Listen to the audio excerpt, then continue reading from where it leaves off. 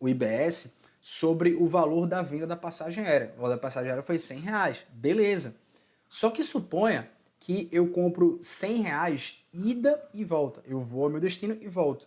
E aqui ele cria, de certo modo, um desconto, um abatimento no transporte internacional.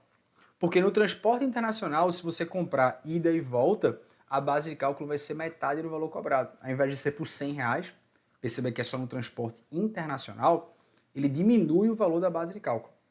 Então isso aí seria uma coisa bem interessante, que no transporte internacional nós tivemos basicamente uma, digamos assim, o legislador ele foi beneficente, né? Ele falou assim, olha, se você compra uma passagem aérea, o valor da passagem aérea será o valor da base de cálculo. Então, se eu comprei por R$1.000 uma passagem aérea, no Brasil, de uma perna, ou seja, só ida ou ida e volta, por R$1.000, R$1.000 será o valor da base de cálculo. É sobre ela que eu coloco uma alíquota e eu pago o tributo.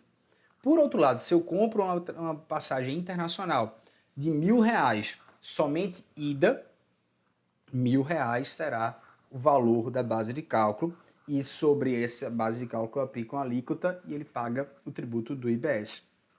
Se eu compro por 1.200 ida e volta internacional, a base de cálculo será metade do valor cobrado. Então, eu não considero que foi por 1.200, eu considero como se fosse 600 e eu aplico agora a alíquota. Então, veja que são regras diferenciadas, né? Regras especiais. Isso aqui, regra geral, está incluído, tudo é o valor da operação, a gente já viu, mas aqui eu te mostro uma regra especial do transporte internacional que é bem relevante, porque isso aqui é uma grande pegadinha e é relevante para você não errar isso aqui, nem em provas, nem na vida, beleza? Show de bola. Professor, o que é importante também, e eu posso te mostrar de maneira até um pouco mais detalhada, essas regras especiais. A gente viu a ideia do valor de mercado como base de cálculo. Então, se eu não tiver o valor da operação, eu tenho que buscar esse valor de mercado. Se eu não tiver um valor determinado, eu tenho que buscar esse valor de mercado. Se eu tenho uma operação entre partes relacionadas, que é aquelas partes que elas têm um certo liame, né?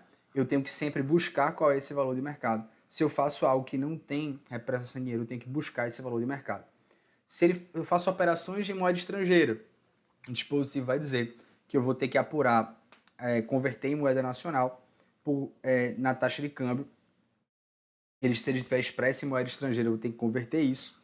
Se tiver instrumentos financeiros derivativos, né, eu tenho que fazer que o ganho nesse derivativo ele está dentro da base de cálculo do IBS da CBS, então ele trata, de certo modo, aqui um aspecto do direito financeiro interessante.